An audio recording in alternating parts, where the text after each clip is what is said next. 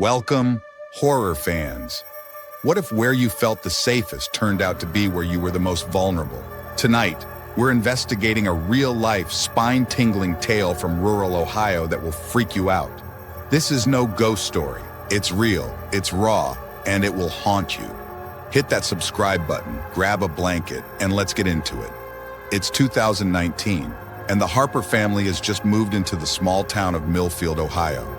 It's the sort of town where everybody knows everybody, with miles and miles of cornfields and houses so far apart you can't see your neighbor's front porch. Jake and Sarah Harper, both in their mid-30s, are starting anew after Jake lost his job in Columbus. They have 2 kids, Emma, a shy 14-year-old who's never far from her sketchbook, and Liam, a wild 8-year-old who's always chasing after their dog, Rusty. The family is burnt out on urban noise, so when they find a fixer-upper farmhouse on 10 acres for a steal, it feels like a deal. The house is old, with peeling paint and creaky floors, but Sarah has a vision. New curtains, a garden, a real home. The first few weeks are great. Jake's doing the plumbing, Sarah's painting the kitchen, and the kids are exploring the woods behind the house. Emma finds an old horseshoe partially buried in the dirt and hangs it on her wall, calling it her lucky charm. Liam's thrilled because he's got space to run around, and Rusty's always digging up something, a bone, a stick, once even an old bottle.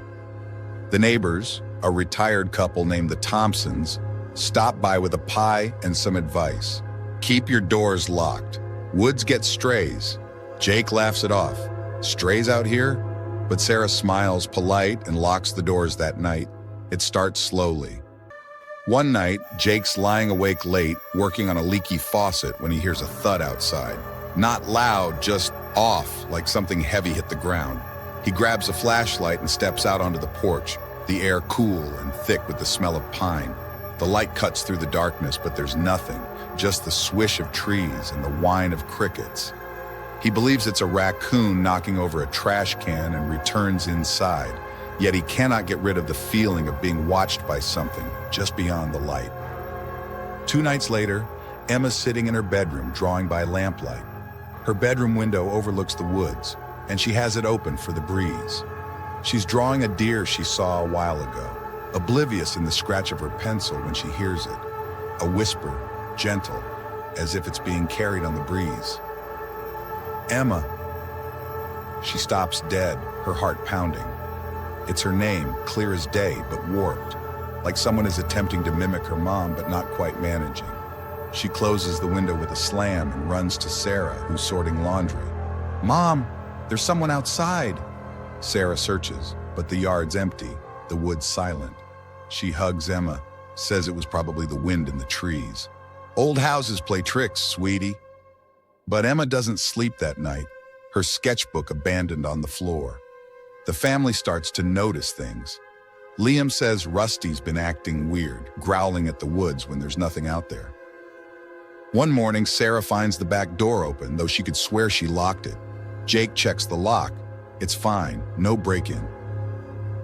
"Maybe one of us forgot," he says, but his voice is tight.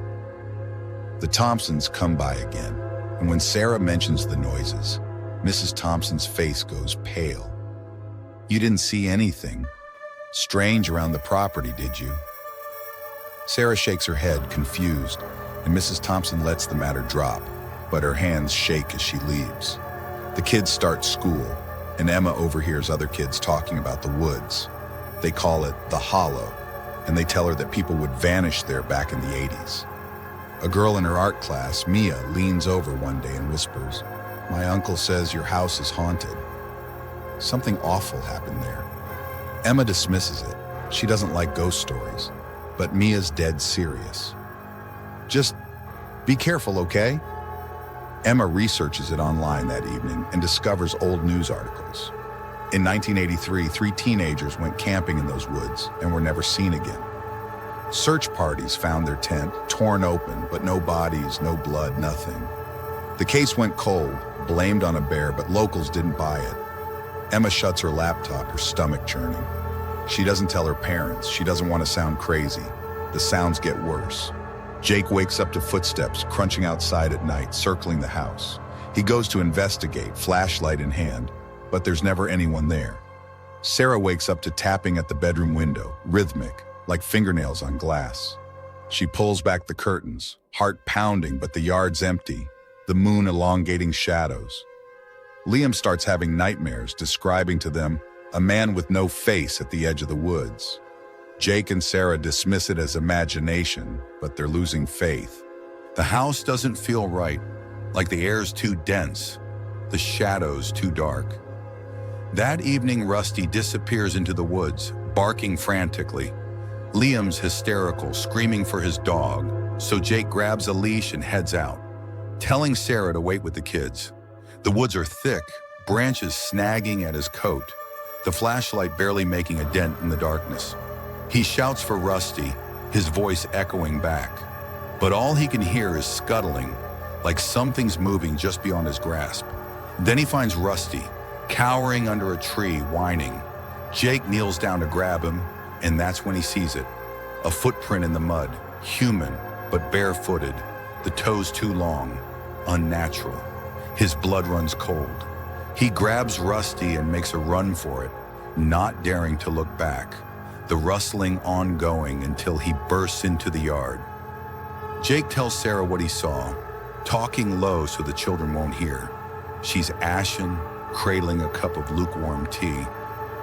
"We ought to call someone," she says. They phone the sheriff, a gruff man named Daniels, who comes out the following day. He examines the woods, notices the footprint, but says it's probably a hiker. People do hike through here from time to time. Nothing to worry about. Although his eyes remain on the print, and he tells them to keep their doors shut.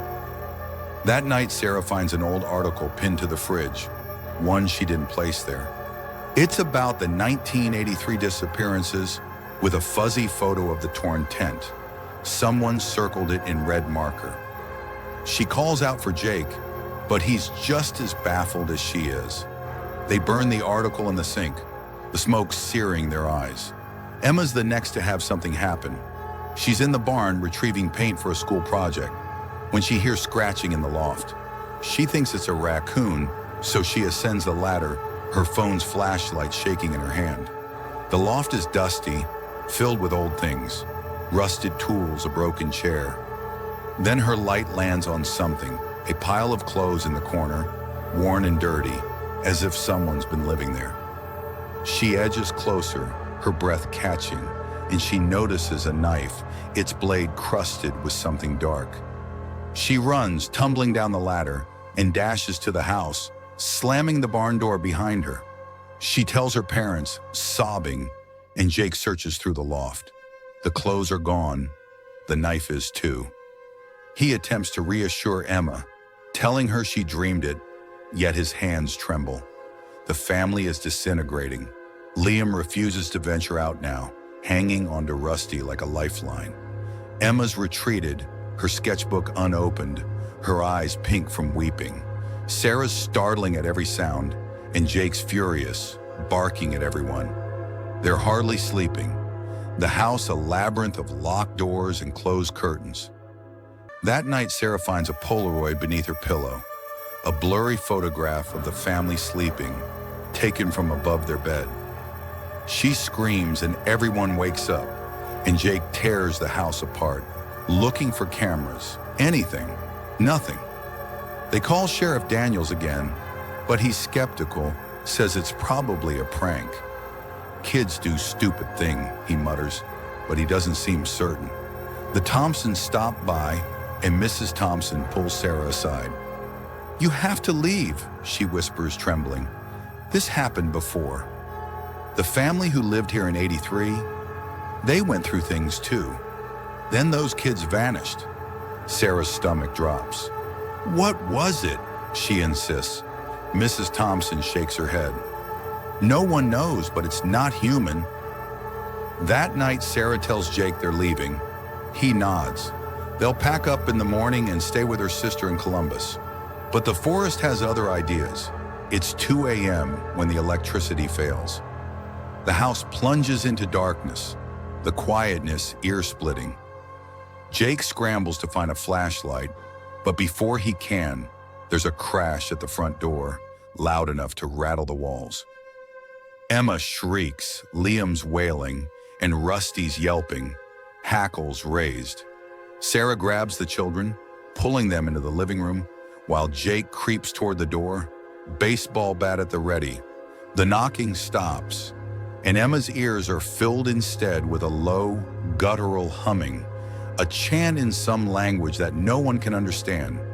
It's all around the house, engulfing them. Sarah's whispering a prayer, her voice breaking, as Emma embraces Liam, her fingernails digging into his arm.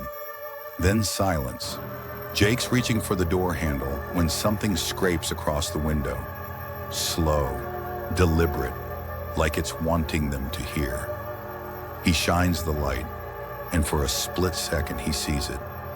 A figure, tall and thin, at the edge of the yard. Its face is wrong, smooth like a stain, no eyes, no mouth. He falls back, dropping the flashlight, and the thing's gone when he looks again. The kids are sobbing, Sarah's hyperventilating, and Jake's shouting, "We're leaving now!" They grab coats, shoes, anything, and pile into the car, Rusty in the back. The engine sputters, then roars to life, and Jake floors it, the gravel crunching under the tires. They're halfway down the road when Emma screams. She's looking out the back window, her face pale. "It's following us!" Sarah looks, and there it is, a shadow sprinting through the cornfields, keeping pace with the car. It's not running, it's floating, its arms too long, its movements all wrong. Jake floors it, the speedometer climbing, but the thing doesn't give up. Liam's screaming, Rusty's snarling, and Sarah's tearing at Jake's arm, her fingernails splitting skin. Then the car passes over the town line, and the shadow vanishes like it hit a wall. The family doesn't speak, the silence broken only by their heavy breathing and the hum of the motor. They never come back. They stay with Sarah's sister, selling the house without a backward glance. The new family doesn't last a month, relocating after finding strange symbols carved into the walls. Residents say the hollow's always been strange, tied to something older than the town, something that doesn't take kindly to outsiders. The Harpers try to go on, but Emma still wakes up screaming, drawing the same faceless man over and over. Liam won't talk about it, and Rusty lashes out at phantoms. Jake and Sarah hardly sleep, their eyes haunted. They heard later from Sheriff Daniels, a hiker found bones in the hollow, human from the 80s, but nobody knows whose. The case remains unsolved, but no one's looking too hard. Here's the twist. When the Harpers departed, they left behind almost all of their possessions. A year later, a neighbor mailed them a box of things that were in the house. Inside was Emma's horseshoe, the one she called her lucky charm. But there was something else, a photo, not the Polaroid, but a new one. It was a photo of the family standing in their old backyard, grinning, unaware. There, in the trees behind them, was a smudge, tall and thin, faceless. The photo had been taken a week after they'd moved away. That's the legend of the Harpers in the Hollow. It's not just a tale, it's a warning. Sometimes the most frightening things aren't monsters or ghosts. They're real, tied to the locations we think are safe. If that gave you chills to the bone, smash that like button and share it with your friends. Got a scary story from your hometown? Post it in the comments. I'll tell it next. Subscribe and ring the bell so you don't miss our next venture into the darkness. Stay safe out there, and maybe lock your doors tonight.